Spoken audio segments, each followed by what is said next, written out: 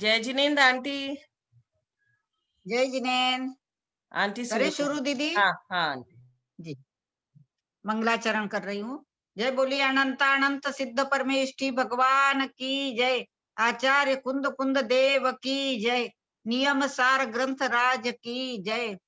नमियु न जिनम वीरम अनंत वर्णान दंसन सहावम ओच्छामि नियम सारम केवली सुध केवली भणिदम। गाथा 143 है ना दीदी?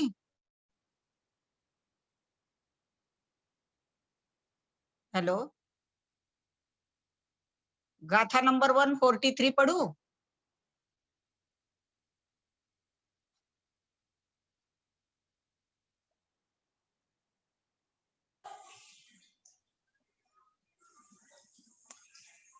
हाँ हेलो, हाँ 143 नंबर की गाथा पढ़ रही हूँ।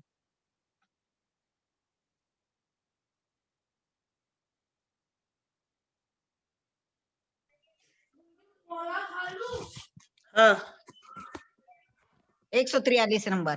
हाँ वट्ट जो सो समनो अन्न वसो होदि असुह भावेन तम्मा तस्सदुकम्मम आवश्य लक्षणम न हवे। किसी साधु के आवश्यक क्रिया नहीं होती। अब यह आचार्य देव यहाँ बता रहे हैं। जो समनो अशुभ भावे न वट्टति, जो श्रमण अशुभ भाव से वर्तन करते हैं, सो अन्नवसो होदी, वे अन्यवश होते हैं। तम्मा तत्सदुकम्मम आवश्य लक्षणम न हवे, इसलिए उनके क्रिया आवश्यक लक्षण नहीं होती। जो कोई दिगंबर वेशधारी मुनि विषय कषाय हिंसा झूठ चोरी अब्रह्म और परिग्रह में से किन्हीं भी अशुभ भाव से प्रवृत्ति करते हैं अथवा कृष्ण नील कापोत आदि अशुभ लेशाओं से सहित होते हैं, वे मुनि होकर भी अन्यवश हो जाते हैं। इसलिए उन साधु की क्रिया अर्थात अनुष्ठान आवश्यक क्रिया का लक्षण नहीं होता। अब इसी को विस्तार से कह रहे हैं। पुलाक, बकुश, कुशिल, निर्ग्रंथ और स्नातक। निर्ग्रंथ दिगंबर मुनि के ये 5 भेद बताए हैं। तत्वार सूत्र में भी सूत्र आया है। ये 5 प्रकार के मुनि प्रत्येक तीर्थंकरों के तीर्थ काल में होते हैं। इनमें से जो उत्तर गुणों की भावना से तो रहित है, व्रतों में भी कदाचित किसी काल में दोष लगा देते हैं, वे पुलाक मुनि। जो मूल व्रतों में तो विराधना नहीं करते, किंतु शरीर संस्कार रुद्धि सुख यश और शिष्य आदि का वैभव इसमें वे आसक्त रहते, वे बकुश मुनि हैं। उनके उत्तर गुणों में कदाचित दोष लग जाता है। कुशिल मुनि 2 प्रकार के कहे, एक है प्रतिसेवना कुशिल और दूसरे है कषाय कुशिल। जो शिष्य आदि परिग्रह से युक्त है, कथनचित उत्तर गुणों में भी दोष लगा देते हैं, वे प्रतिसेवना कुशिल। जो ग्रीष्म ऋतु में जंघा प्रक्षालन आदि कर लेते हैं, अन्य कषायों को तो वश में कर चुके हैं, मात्र संज्वलन कषाय के अधीन है, वे कषाय कुशिल नाम के मुनि हैं। 12वें गुणस्थानवर्ती जो मुनि है, वे निर्ग्रंथ कहलाते हैं और केवली भगवान स्नातक कहलाते हैं। इनमें से आदि के 3 प्रकार के मुनियों के कदाचित अशुभ भाव हो जाते हैं। अब इसी बात को भट्टा कलंक देव, जिन्होंने राजवार्तिक लिखा है, भट्टा कलंक देव ने तत्वार सूत्र की टीका, पुलाक मुनि के आगे की 3 शुभ लेशाएं होती है। बकुश और प्रतिसेवना कुशिल के 6 लेशाएं होती है। कषाय कुशिल और परिहार विशुद्ध संयमी के कापोत पीत पद्म और शुक्ल, ये 4 लेशाएं होती है। ये सभी भावलिंगी मुनि पूज्य होते हैं। उन्हें अकलंक देव ने कहा है, जो सम्यक दर्शन और भूषा वेश आयुध आदि से रहित निर्ग्रंथ रूप होता है, वह इन सभी मुनियों में है।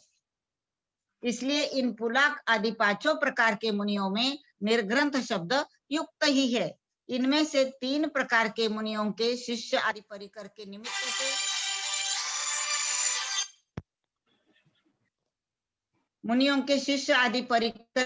के निमित्त से कदाचित ही अशुभ भाव संभव है, न कि हमेशा। इसलिए ये पूज्य है, वंदना भक्ति के योग्य है, किंतु पार्श्वस्थ कुशील आदि के समान ये अपूज्य नहीं है। ऐसा जानकर निर्ग्रंथ और स्नातक अवस्था को प्राप्त करने के लिए निर्ग्रंथ रूप धारण करके विषय कषाय आदि अशुभ खोटे ध्यान से बचने के लिए तुम्हें सतत शुभ भाव में रहना चाहिए। जय जिनेन दीदी। अब 144 पढ़नी है, देखिए आप। 144।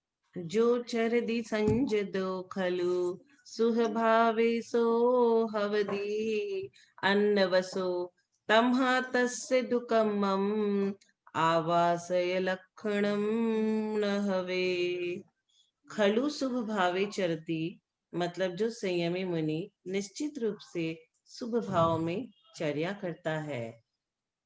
सह अन्यवसः भवतः वह अन्यवश होता है।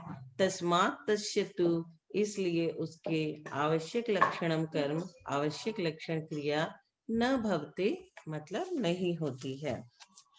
जो साधु भाव शुभ में रत हो रहा है भाई नितांत पर के वश हो रहा है। आवश्यका न उसका वह कार्य होता अध्यात्म के विषय में अनिवार्य सोता। आचार्य भगवान कुंद कुंद स्वामी ने नियम सार जी की परमागम में निश्चित परम आवश्यक अधिकार के अंतर्गत यह कथन किया है कि हे श्रमण, निज स्वभाव के वर्तन से जो परे है वह आवश्यक पने को प्राप्त नहीं होता। यदि महल भवनादि की दृष्टि है, यह उस योगी का नियम से कोई मोहनी कर्म प्रेरित कर रहा है। ऐसे कौन से पूर्व का कर्म था जिससे प्रेरित होकर घास फूस के मकानों को छोड़ करके अब महल भवन के पीछे पड़ गया है? सबसे डेंजर कर्म कौन सा है? मोहिनी। सारा चीज वही नाश करता है। धन्य है वे धरती के देवता जो सत्य धर्म की रक्षा में मणि के तुल्य है। ऐसे निर्गंथ योगी इस कलिकाल में भी सुकृत के योग से देवों में उच्चता को प्राप्त हो रहे हैं। यह संयम का महत्व है। इस लोक में सुबुद्धि में विद्यमान विद्वानों के लिए प्राणों से प्रिय कोई है तो तपस्या है। पर ध्यान रखना, ऐसे दो जीवों को आचार्यों ने चुना है, विश्व प्रशंसनीय और विश्व निंदनीय। एक प्रशंसा का पात्र और एक निंदा का पात्र। उत्कृष्ट प्रशंसनीय वह है जो तपस्या के लिए चक्रवर्ती पद का विसर्जन कर रहा है। लोग तो तड़पते हैं, सोचते हैं कि छोटी सी सर्विस लग जाए, और एक तपस्या के लिए चक्रवर्ती पद को छोड़ रहा है। एक तो सिर्फ जोड़ रहा है, मांग रहा है, और एक सब मिलावा चीज छोड़ रहा है। धन्य हो। और जो विश्व की आशा से तपस्या को छोड़ रहा हो वह धिक्कार हो।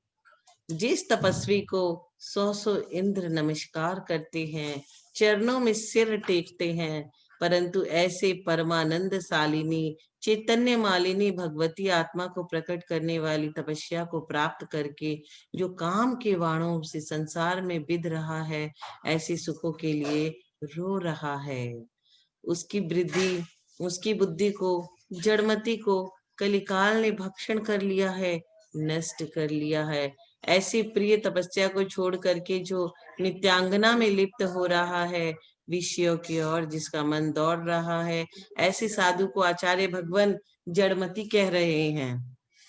एक निर्गंथ वीतरागी आचार्य भी जिस गृहस्थ को मुनि दीक्षा देते हैं, उसी को योगी रूप में देख करके उसको स्वयं पिछी उठा करके नमोस्तु करते हैं।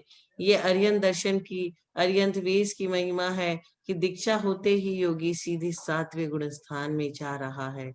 उसे जड़मति नहीं कह रहे, उसे तो नमोस्तु कह रहे हैं। इसलिए तात्पर्य समझना है कि आचार्य भगवान श्रवणों को समझा रहे हैं, विश्व की परिणति में अपनी परिणति को मत ले जाना।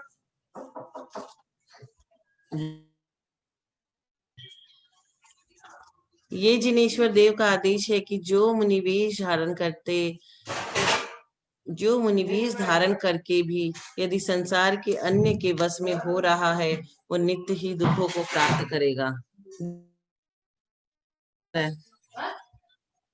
तथा जो मुनि हमेशा स्ववश होता है, वो जीवन मुक्त होता है। जिनेंद्र भगवान से किंचित न्यून है, अर्थात वह तो जिनेंद्र देव का लघुनंदन है। अन्य की बस हो रहा है किस लिए? इच्छाओं की पूर्ति के लिए। जब इच्छाओं की पूर्ति होगी नहीं इस वेश में और इच्छा रखेगा तो सबसे बड़ा दुख इच्छा है। झुलसता है इच्छाओं में और निर्गंथा दशा में तूने इच्छा की तो तीव्र शुभ कर्म का आश्रय कर लिया, अतः परलोक भी गया। अहो योगी, अपने हाथों से तूने उभय लोक का नाश कर लिया है। इच्छा न हो तो बड़ी शांति रहती है। माना कि मेरी इच्छा पंडित जी से चर्चा करने की थी, कोई श्रावक आके बैठ गया। उस समय देखना अपनी परिणति। वो जीव आपको ऐसा लगता है कि कब चला जाए, ये कहाँ से आया है, हम बात नहीं कर पा रहे हैं, बहाने बनाएगा। एक छोटी सी इच्छा ने आपको एक जीव के प्रति ईर्ष्या को जन्म दे दिया। हमें ईर्ष्या होने लगती है कभी कभी। गुरुवर से बात करना है, कोई आके बैठा है तो हम बोलते हैं, हमारे परिणाम बिगड़ जाते हैं कि क्यों आया, क्या बात कर रहा है, कब जाएगा। साधु संघों में भी साधुओं को आपस में चर्चा करने की मनाही रहती है। आपस में नमोस्तु प्रति नमोस्तु करेंगे, वैयावृत्ति भी करेंगे, लेकिन आचार्य श्री से अनुमति लेकर ही करेंगे। जहाँ संघ में अनुशासन होता है वहां सबसे बड़ी निर्मल व्यवस्था रहती है। अनुशासन जहाँ पे भंग है वहां की व्यवस्था भी भंग हो जाती है। प्रारंभ में अनुशासन में कठिनता तो लगती है, परंतु बाद में बड़ा सुहावना प्रतीत होता है। भगवान जिनेंद्र देव के शासन में रहने वाले मुनियों को स्ववश ही शोभायमान होता है। यदि वे अन्य वश होते हैं तो वैसे ही है जैसे राजा का प्रिय नौकर। हे मुनिराज, तुम राजभृत्य के तुल्य हो यदि स्ववश में नहीं हो। नौकर क्यों कह दिया? क्योंकि तुम लोकप्रिय तो हो जाओगे परंतु आत्मप्रिय नहीं बन पाओगे। राजा का जो ईमानदार नौकर होता है वो राजा को प्रिय होता है बहुत। ध्यान रखना, अन्यथा मत लगाना, क्योंकि यह परम आवश्यक अधिकार है। आवश्यक क्रिया को अधिकार पूर्वक रखना पड़ता है। आचार्य भगवान गाथा नंबर 144 में यह कह रहे हैं कि निश्चय से जो संयमी शुभ भाव में शुभ क्रियाओं में आचरण करता है वे अन्य वश है, स्ववश नहीं है। तात्पर्य शुभ की क्रियाओं में ही लगे हैं पर शुभ उपयोग में नहीं लगे हैं। ऐसा करो, ऐसा करवाना। बाहर में सुख तो दिख रही है, अंतरंग में योग में चंचलता चल रही है। अब दूसरी दृष्टि से देखें कि व्यवहार चारित्र पर ही मात्र दृष्टि है तो शुभ भाव तो बनेंगे पर शुभ भाव नहीं, शुभ भाव तो बन जाएंगे पर शुद्ध भाव नहीं बनेंगे। शुभोपयोग तो बहुत मुश्किल से हो जाता है पर शुद्धोपयोग होना मुश्किल होता है। यहाँ आचार्य भगवान योगी को प्रेरित कर रहे हैं, अहो मुनिराज, अब तो आपकी सीमा बहुत ऊंची है। इन शुभ भावों में कब तक लगे रहोगे? तुम शुद्ध भाव की ओर बढ़ो। जब तक शुभ भाव है और क्रियाओं में लगे हो तो शुभ भाव भी स्ववश नहीं है। जो क्रिया भाव से युक्त है वही क्रिया शुभ क्रिया है। अन्य शुभ भाव से रिक्त क्रिया शुभ योग तो है पर शुभ उपयोग रूप नहीं है। ये शुभ उपयोग की दशा है। निश्चय न की दृष्टि से भाव सहित सम्यक दृष्टि जीव अवश्य है और व्यवहार दृष्टि से वश है। जो जीव दर्शन ज्ञान चारित्र में स्थित है वही स्व समय है और दर्शन ज्ञान चारित्र से पर में पड़ा है वही पर समय है। पज्य मूढ़ा पर समया, पर्याय में जो मूढ़ हो रहा है वह पर समय है। शुद्धोपयोग स्व समय, शुभोपयोग पर समय, शुभोपयोग स्व समय और अशुभोपयोग पर समय। अब गुणस्थान क्रम का ध्यान रखना, अन्यथा आप गड़बड़ कर दोगे। समय सार का बहिरात्मा 6वें गुणस्थान तक और श्रावक का बहिरात्मा 3रे गुणस्थान तक। अब समझना तो सम्यक्त्व के बाह्य है और बहिरात्मा, लेकिन जो सम्यक्त्व सहित है वह अंतरात्मा। चतुर्गुण स्थान में जघन्य अंतरात्मा है, 6वें गुण स्थान तक जघन्य अंतरात्मा कथांचित और 7म गुण स्थान से 10वें गुण स्थान तक मध्यम अंतरात्मा। 11वें व 12वें उत्कृष्ट अंतरात्मा और 13वां व 14वां गुण स्थान परमात्मा तथा सिद्ध परमात्मा, निकल परमात्मा। समय सार कह रहा है जो निज आत्म रूप से दूर है वे सब दुरात्मा है और जो निज स्वभाव में लीन है वह सब अंतरात्मा है। सप्तम गुण स्थान वर्ती जीव अंतरात्मा और छठवें गुण स्थान तक बहिरात्मा, लेकिन ये मिथ्या दृष्टि नहीं है, असंयमी नहीं है, शुद्ध उपयोगी नहीं है, इसलिए कहा है अपेक्षा लगाना, अन्यथा भटक जाओगे। एक पुस्तक में किसी विद्वान ने लिख दिया कि चतुर्गुण स्थान में तो शुद्ध उपयोग है, परंतु पंचम और छठवें गुण स्थान में नहीं है, फिर सातवें गुण स्थान में होता है। अब आप स्वयं सोचना, छठवें गुण स्थान के नीचे के सभी 5 गुण स्थान प्रमत्त ही है, इसलिए प्रमत्त से शुद्ध उपयोग नहीं होता। ध्यान से सुनना, विवेक लगाना, किसी के तर्क सुनकर भ्रमित मत हो जाना। हमारे आगम में दर्शन शास्त्र की प्रारंभ अवस्था में पढ़ने का निषेध है। जब अच्छे प्रौढ़ हो जाओगे तभी पढ़ना। जब दर्शन शास्त्र का अध्ययन होता है तो वहां पर पक्ष का प्रतिपादन किया जाता है और ऐसे तर्क रखे जाते हैं कि आपको लगेगा कि यही सत्य है और अपने स्वपक्ष के प्रति डगमग होने लगते हो, जबकि हमारे आचार्य की बात आज भी वैसे ही सत्य है जैसे पूर्व में थी। वैशेषिक दर्शन में एक तर्क आया, क्या ज्ञान से स्वयं को जाना जाता है? ज्ञान तो पर का जानता है। कैसे? जैसे नट जब भी खेल दिखाता है तो दूसरे के कंधे पर बैठ के दिखाता है, वह अपने स्वयं के कंधे पर बैठकर खेल नहीं दिखा पाता। दो ही चाहिए पड़ते हैं। यह दृष्टांत गलत है। यह नट की कथा दृष्टांतता भास है, जबकि जैनाचार्यों ने प्रति प्रश्न रखा है कि जब घर में एक दीपक जला होता है, उस जलते हुए दीपक को खोजने के लिए क्या कभी दूसरा दीपक जलाया जाता है? अतः जिसने नए पक्ष को नहीं पढ़ा, चरना नियोग करना नियोग को नहीं पढ़ा और अध्यात्म शास्त्र को पढ़ लिया, उसका पक्ष अधूरा है। श्रावक चारों अन्यों का अध्ययन कर सकता है, परंतु समय सारभूत कौन है, इसे ध्यान रखना। जो समय सार का अनुभव कर रहे हैं वे ही समय सारभूत है। अतः परमत का अध्ययन परमति बनने के लिए नहीं, परमत का अध्ययन स्वमत का पोषण करने के लिए करना चाहिए। बोलो महावीर भगवान की जय।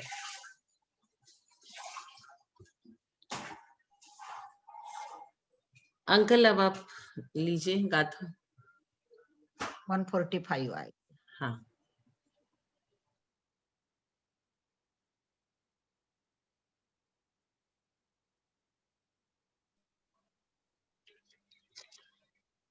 आ रही है आवाज? जी जी आ रही है। दौव गुणपंजयाणम चित्तम जो गुणै सोवी अन्नवसो मोहांदायार ववग्गय समणा कहयंती एरिसयम। द्रव्य गुण पर्यायाणम, द्रव्य गुण और पर्याय में यह मतलब जो, चित्तम करोति चित्त को लगाता है, स अपि अन्यवश वह भी अन्यवश है, मोहांधकार विपगत श्रमणा मोहंधकार से रहित श्रमण ईदृशम कथयंती कहते हैं। द्रव्य गुण और पर्याय में जो चित्त को लगाता है वह भी अन्यवश है, मोहांधकार से रहित श्रमण कहते हैं। आचार्य भगवान कुंद स्वामी ने पूर्व में यह संकेत दिया था कि अंतरंग व बहिरंग उभय तप जब तक साधक के उत्पन्न नहीं होते तब तक निजवश से बाह्य है, निस्वभाव से बाह्य है। अंतरंग व बहिरंग तप जहां है वही अवश्य है, अन्यथा वश अन्यथा अन्य वश है, और अन्य वश अवस्था जहां तक है वहां तक नियम से कर्म का बंध है। आचार्य महाराज कहते हैं कि स्वर्ग आदि की विभूतियां यह क्लेश है। लोग क्लेश का अर्थ सामान्य भाषा में झगड़ा समझते हैं। क्लेश का अर्थ होता है संक्लेश। जो इंद्रिय के विषय भाव की तीव्रता आती है उस समय संक्लेशता होती है। जब इंद्रिय वश के उपभोग की भावना आती है और तद्रुप भोग की प्राप्ति न हो तो कैसे तड़पता है। प्राप्ति होने पर हर्षित भाव आ रहा है, वो भी कषाय है। कषाय परिणति का नाम ही संक्लेशता है। इसलिए स्वर्ग को भी शांति का हेतु नहीं मानना।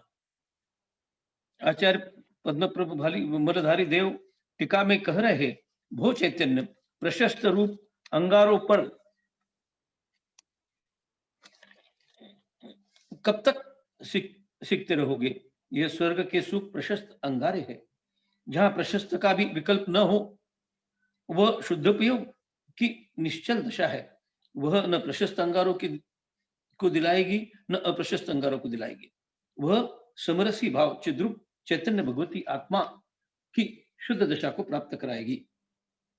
लेकिन जब तक आपका अशुभ परिणाम नहीं छूटता, तब तक शुभोपयोग में लगे रहना ठीक है। आचार्य भगवान निर्विकल्प ध्यान में बैठे हुए योगी के लिए कह रहे हैं, आज्ञा दे रहे हैं, हे मुनि पुंगव, स्वर्गलोक के क्लेश की रति को छोड़ दो। हे मुनि श्रेष्ठ, आप इस दृष्टि को भी छोड़ दो कि मैं स्वर्ग में जाऊं। तुम्हारी दृष्टि तो अर्जुन के समान होनी चाहिए कि गुरुदेव, मुझे पत्र नहीं, पुष्प नहीं, फल नहीं, वृक्ष नहीं, मात्र लक्ष्य दिख रहा है। इस प्रकार से निर्ग्रंथ योगी को योग यश नहीं, कीर्ति नहीं, पूजा नहीं, स्वर्ग नहीं, नरक नहीं, इन सबसे परे शुद्ध सिद्ध भूत त्रैकालिक सिद्ध आत्मा का स्वभाव दिखता है। हे योगेंद्र, आप परमानंद को भजो, जो निर्वाण का कारण है, संपूर्ण निर्मल ज्ञान का आवास है, जिसमें कोई आवरण नहीं है। ऐसा जो सहज परमात्मा भाव है, वह नए, अनय, कुनय, सुनय, इन सबसे विकल्पों से परे परमात्मा स्वभाव है। उसे प्राप्त करो। हे ये निश्चय, ये व्यवहार, इनमें जो उलझा है, वह सबसे बड़ा अज्ञानवादी है। न तो निश्चय ने मोक्ष दिला पाएगा, न व्यवहार ने मोक्ष दिला पाएगा। मुक्ति का हेतु, निर्वाण का कारण परमानंद स्वभाव है। रत्नत्रय की आराधना ये कारण का कारण है। स्वभाव की लीनता कारण और सिद्ध अवस्था कार्य। पहले सहज रूप से निज आत्म तत्व को समझो, समझ करके रत्नत्रय को भजो, और रत्नत्रय की आराधना से जो परम दशा बनेगी, वह सिद्धत्व का कारण बनेगी। शुद्धोपयोग के बिना परमानंद संभव नहीं है। जो शुद्धोपयोग की दशा का स्पर्श कर रहा है, उनसे कहा जा रहा है कि शुभोपयोग अंगारा है। दो दृष्टि है। एक से कहा जा रहा है, उत्साहित किया जा रहा है कि आप इसी में लगे रहो, और आपका ध्यान स्थान तो बहुत ऊंचा है।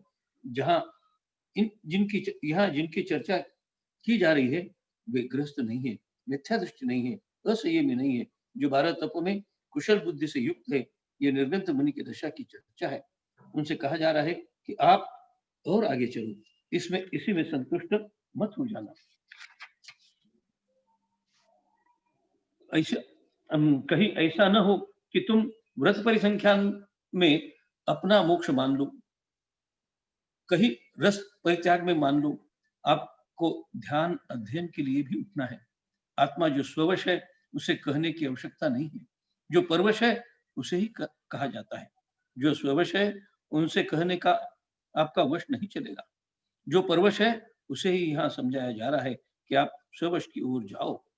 जो स्ववश में है, वो आपकी सुन भी नहीं रहे हैं, और आप सुनाना भी चाहोगे तो उनको कोई फर्क नहीं पड़ रहा है। आचार्य भगवान कुंद देव 145वीं गाथा में परम योगी की दशा की चर्चा कर रहे हैं। द्रव्य गुण पर्याय का चिंतवन, जिसे आप तत्व दृष्टि कहते हैं, आचार्य भगवान उसे पर दृष्टि कहते हैं। अभी तुम सब पर में हो। समय सार की चर्चा भी पर समय है। द्रव्य गुण पर्याय का विकल्प लाना ही परवश है। चिद्रूप की निमग्नता ही स्ववश है। द्रव्य गुण पर्याय का जो चिंतवन करता है, वह भी अन्यवश है। कौन संग, कौन संघनायक, कौन गण, कौन गच्छ, ये सब बहुत स्थूल बातें। पास में कई वर्षा हुई हो तो हवा से मालूम चल जाता है। हो श्रावकों, तुम्हारे पास तो शुद्धोपयोग की हवा भी नहीं आ रही है। जो अरियंत देव का वेदन कर रहा है, किंतु आंखों से कानों से नहीं जान रहे हैं, वे कथन व्यवहार का है। जो द्रव्य गुण पर्याय को चित्त में रखता है, वह परवश है। ये 12वें गुणस्थान की भूमिका चल रही है। मोह का अंधकार जिनका नष्ट हो चुका है, ऐसे श्रवण के लिए भगवान कह रहे कि जो जीव द्रव्य पर्याय के चिंतवन में लगा है, इस समय वह परवश है, स्ववश नहीं है। जैन दर्शन में द्रव्य गुण पर्याय के चिंतन में लगे जीव परम दशा कहते हैं। चिंतन में लगे जीव की परम दशा कहते हैं, और जिसको सुन करके जीव चित दशा को प्राप्त होता है, ऐसे अन्य दर्शन पतंजलि आदि परम समाधि कहते हैं, जबकि वास्तविक परम समाधि बहुत दूर है। पतंजलि योग भाष्य में 5 महाभूतों की तो चर्चा है। इन भावनाओं के अनुसार जीने को ही उन्होंने परम अवस्था स्वीकार कर लिया है। जबकि वो अवस्था तो उस परम अवस्था की प्राप्ति का साधन है। परम ध्यान तो परम शून्य दशा है, जहाँ सब कुछ शांत होता है, वहां से शून्य प्रारंभ होता है, पर निरपेक्ष होता है। शून्य जहाँ होता है वहां न आदि बसता है, न अंत बसता है, न मध्य होता है। ऐसे ही विकल्पों का जहाँ आदि मध्य अंत न हो, विकल्पातीत अवस्था हो, उसे जिन शासन में निर्विकल्प ध्यान कहा है, इसे ही शून्य ध्यान कहा है। शून्य ध्यान से तात्पर्य किसी शून्य का ध्यान नहीं है। शून्य से तात्पर्य बाह्य प्रपंचों से रहित अवस्था है, जो जड़ नहीं है। जैन दर्शन में जड़ का ध्यान नहीं है। ओंकारम बिंदु से युक्तम नित्यम ध्यायन्ति योगिना। ओंकार जो बिंदु से संयुक्त है, उसका योगी नित्य ध्यान करते हैं। ओंकार को नहीं, जो बिंदु है वो सिद्धशिला का प्रतीक है, सिद्ध भगवान है। जब संसार के कर्म नष्ट हो जाएंगे, तब वो बिंदु दशा प्राप्त हो जाएगी। लोक में जिसे अन्य दर्शन मोक्ष कहते हैं, उसे जैन दर्शन मोक्ष मार्ग भी नहीं कहता। शरीर में जो शिराएं है, कुशिकाएं है, उनमें जो रक्त का संचार चल रहा है, ये काय योग की चंचलता है। 13वें गुणस्थान में परम निश्चय काय योग बनेगा, क्योंकि शरीर परम औदारिक होगा तो रक्त आदि सब धातुओं का बनना बंद हो जाएगा। 14वें गुणस्थान में अयोग केवली दशा है। जब इस दशा का कथन हो रहा हो तो मेरा तो कहीं स्थान दिख ही नहीं रहा है। श्रावकों, आप का स्थान कहाँ रखूं? चौथा गुणस्थान अभी तक चमकता है, जब तक पंचम गुणस्थान वाले जीव नहीं दिखते। पंचम गुणस्थान वालों की चर्चा तभी तक होती है जब तक छठवें गुणस्थान वर्ती जीव नहीं होते। व्यवहारिक दशा में जब आचार्य महाराज होते हैं तो दृष्टि वही होती है। नगर में बहुत विद्वान भी हो तो महाराज के ऊपर दृष्टि होती है। ये संसार का स्वरूप है, इसलिए हीनता मत लाना।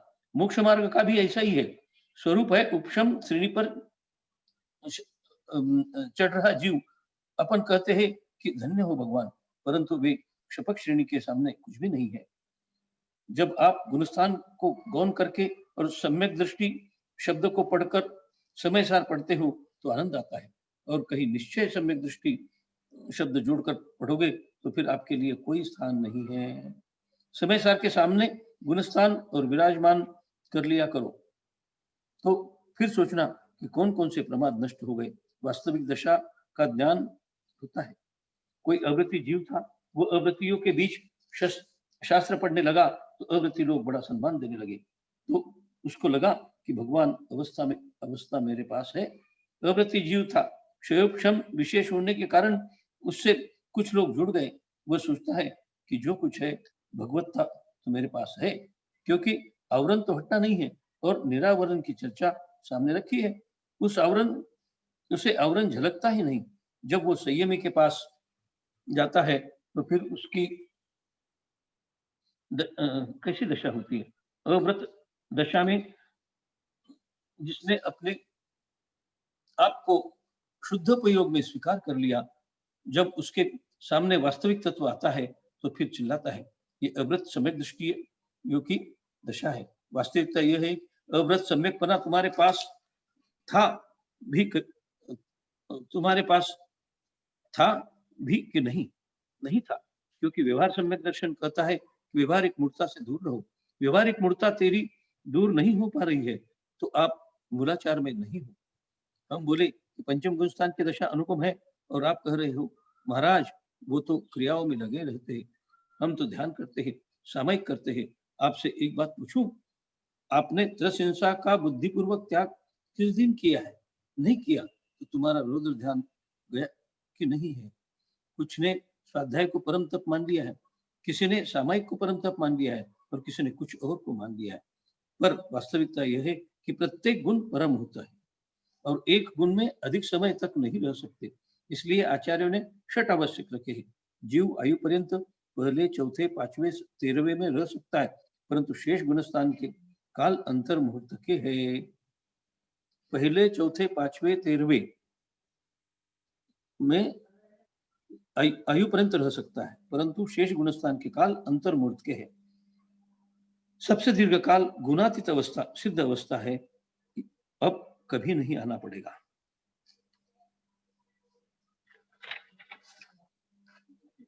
आप गिरी हालत में क्यों रहना चाहते हो? चौथे गुणस्थान तक प्रसन्न क्यों रहते हो? संतुष्ट मत होना। चील की नहीं चकोर की दृष्टि रखना। चील आसमान में उड़ते हुए भी जमीन पर दृष्टि रखता है। चकोर जमीन पर रहते हुए भी आसमान की दृष्टि रखता है। भले आप नीचे बैठो, पर ऊपर की ओर दृष्टि रखना हमारा लक्ष्य यह होना चाहिए कि वह दिन कब आए कि 16 संस्कार हो जाए। जब तक 16 संस्कार नहीं हो जाते, वह चरणानुयोग का मुनि नहीं बना है। 16 संस्कारों में महाव्रत का आरोपण होता है। उसे समझ में आ जाता है कि अब मेरे पास अहिंसा महाव्रत आ गया है। क्रम से प्रतिज्ञा लेते चला जा रहा है। उसके बाद पिच्छी कमंडलू दे दिया और कहा कि सबको नमस्तु करके आओ। कोई उनको नमस्तु नहीं करेगा, क्योंकि अभी तो वेश दिया गया है। इसके बाद नामकरण संस्कार होता है। आखिरी में उनको संस्कारित किया जाता है कि आपको कुंद कुंद अमनाय के दीक्षित किया जाता है। आपको शिष्यत्व प्रदान किया जाता है। तब आप निर्ग्रंथ योगी हो। जब यह अनुभव करता है कि मैं अब मुनि बन चुका हूं, वहां जो चित्त की निर्मलता बनेगी, तब कहीं अप्रमत्त दशा को पालेगा। भाव की निर्मलता, भाव की स्थूल शुद्धता को अप्रमत्त दशा मत कह देना। जब कभी प्रथम दर्शन होता है तो शुभोपयोग भी बड़ा निर्मल होता है। शुभोपयोग की अव्यक्तता होता है, अव्यक्तव्य होता है। जो शुभोपयोग का वेदन होता है वो वेदक ही जानता है। वेदक भाव ही उपयोग की दशा है। वृत्ति तो बहुत ऊंची हो सकती है, पर प्रवृत्ति तभी निर्मल होगी जब निवृत्ति मार्ग की प्राप्ति होगी। बिना निवृत्ति के शुद्ध उपयोग नहीं होता। अंतरंग की निर्मलता, अंतरंग की कलुषता चेहरे पर आए बिना नहीं रहती। कोई जीव इसकी भ्रुकुटियां खिंची हो, मुट्ठी बंद हो रही हो, तो अशुभ उपयोग में ही होगा। वेश के बदलाव से परिवेश बदल जाए, यह नियामक नहीं है, भजनीय है। लेकिन भाव बदलते हो, वेश न बदला हो, यह नियामक है। शुद्ध उपयोग की दशा क्या होगी? आप शुभ उपयोग की परम सीमा में जाओ। वो कह रहे हैं, जैसा अप्रमत्त दशा में बैठे स्ववश में लीन योगी के लिए निजानुभव की अनुभूति हो रही है, उस अनुभूति की भावना चतुर्थ आदि गुणस्थान में होती है। उस अनुभूति की भावना का अर्थ है ऐसी अनुभूति मैं भी प्राप्त करूं। आचार्य पद्म प्रभुपाल बधारी देव कह रहे हैं कि जब तक जीवों को चिंता है तभी तक संसार है।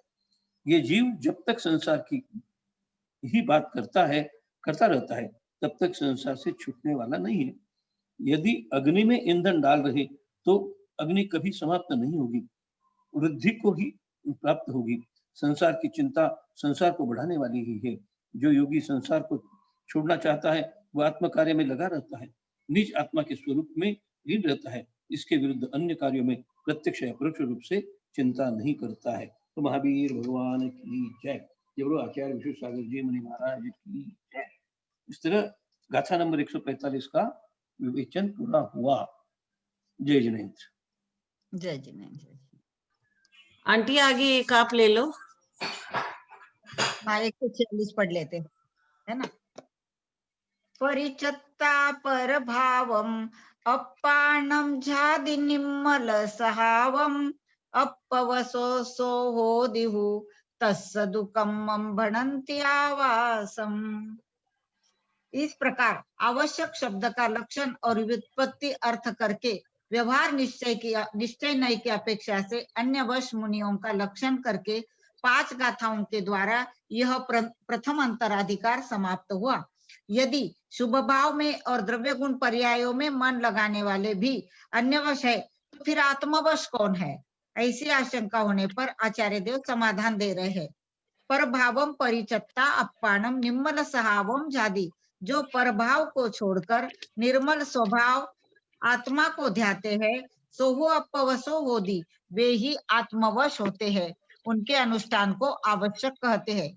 जो महायोगीश्वर सर्व विकल्पों से होने वाले पर भाव को छोड़कर शुद्ध निश्चय नय की अपेक्षा से सर्वथा कर्ममल कलंक रूप पंक समूह से अस्पृष्ट सहज विमल केवल ज्ञान दर्शन सुख वीर्य है प्रमुख, जिनमें ऐसे अनंत गुणों के पुंज स्वरूप परमात्म पद में प्रतिष्ठित निज आत्मा को ध्याते हैं, वे शुद्धोपयोगी साधु निश्चित ही अपनी आत्मा में एक लीनता को प्राप्त होते हैं, आत्मवश होते हैं। उन्हीं परम समाधि में परिणत मुनि की क्रिया अपने आत्मा की अनुभूति की ही आवश्यक कही जाती है। ऐसा कौन कहते हैं? तो गणधर देवादि ऐसा कहते हैं, इसी का विस्तार करते हैं। जो कोई भव्य जीव पहले धन, घर, श्री, पुत्र आदि पर वस्तुओं को छोड़कर पंच परमेष्टि की शरण ग्रहण कर लेते हैं, वे ही निर्ग्रंथ तपोधन पुनः पुनः रूपातीत ध्यान करके बल से अपनी शक्ति का संचय करके पश्चात सिद्ध परमेष्टि का भी अवलंबन छोड़कर केवल शुद्ध ज्ञान दर्शन स्वरूप आत्मा को ध्याते हैं।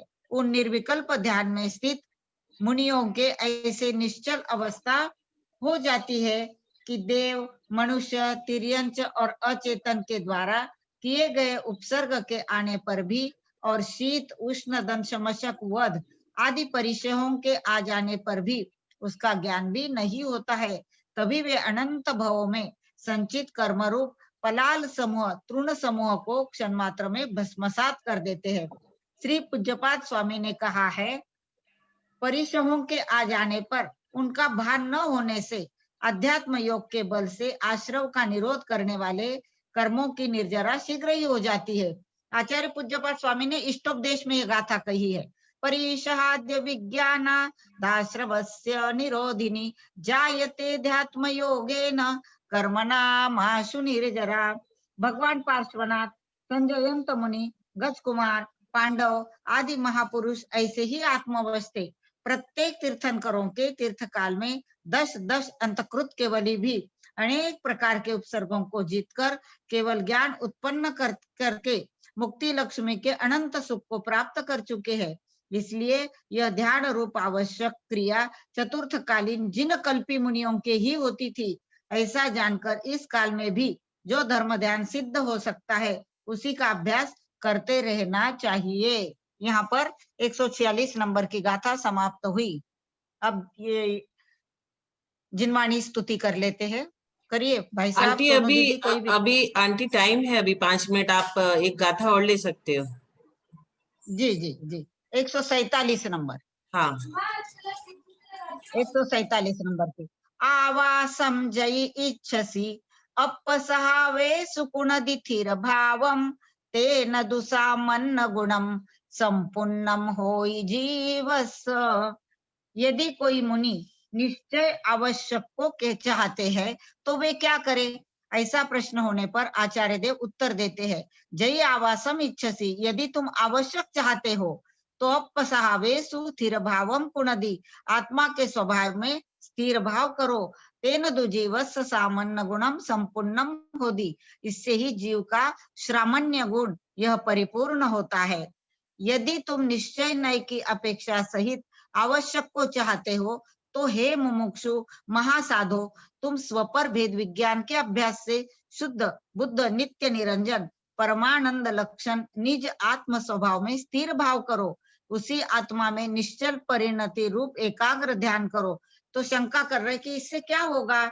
तो उस आत्मा में स्थिरता के करने से चेतना लक्षण जीव ऐसे तुम्हारा परम साम्य अमृत रस से उच्छलित निश्चय सामायिक गुण या श्रामण्य गुण संपूर्ण हो जाएगा। उसे ही कहते हैं, जो कोई पुण्य पुरुष व्यवहार आवश्यक क्रियाओं को पुनः पुनः करके ध्यान रूप निश्चय क्रियाओं को चाहते हैं, वे जिनागम के अभ्यास के बल से क्रम का अतिक्रमण न करके अर्थात क्रम से ही अनंत गुणों के पिंड ऐसे सिद्ध स्वरूप आत्मा में ही स्थित हो जाते हैं।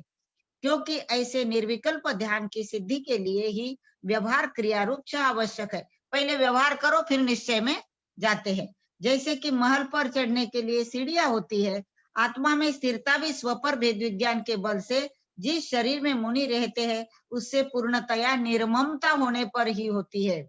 वह निर्ममता भी अपनी आत्मा से उत्पन्न निराकुल आनंद का अनुभव होने पर ही बढ़ती है। इसलिए भेद विज्ञान को प्रकट करने के लिए सर्व प्रयत्न करना चाहिए। आचार्य पद्मनंदी देव ने भी कहा है, पद्मनंदी पंचविंशतिका में, कि जिन भगवान आत्मा के केवल स्मरण मात्र से भी ज्ञान रूपी ज्योति उदित हो जाती है और मोह रूपी अंधकार भाग जाता है, वह भगवान आत्मा इसी शरीर के भीतर विराजमान है। उसको शीघ्रता से ढूंढो। दूसरी जगह बाह्य पदार्थों की और क्यों दौड़ लगा रहे हो? अर्थात शरीर में ही विराजमान आत्मा का ज्ञान होते ही भेद विज्ञान ज्योति प्रकट हो जाती है और मोह नष्ट हो जाता है। तात्पर्य यह हुआ कि इन आवश्यक क्रियाओं की परिपूर्णता पूर्ण वितरागता के होने पर ही उपशांत मोह, क्षीण मोह इन दो गुणस्थानों में होती है। फिर भी अप्रमत्त गुणस्थान से लेकर सूक्ष्म सांपराय गुणस्थान पर्यंत भी तरतम भाव से शुद्धोपयोग की अपेक्षा से घटित हो जाती है। इसलिए अप्रमत्त अवस्था को प्राप्त करने के लिए महाव्रत उपादेय है। ऐसा मानकर आपको भी परम आदर पूर्वक वर्तमान मुनियों की चर्या का आश्रय लेना चाहिए। जिनवाणी स्तुति कर ले दीदी। हो गया 147 हो गई दीदी। हाँ आंटी। जिनवाणी स्तुति हाँ आंटी। बोले। हाँ आंटी। हाँ। जावानी के ज्ञान ते सुझे लोका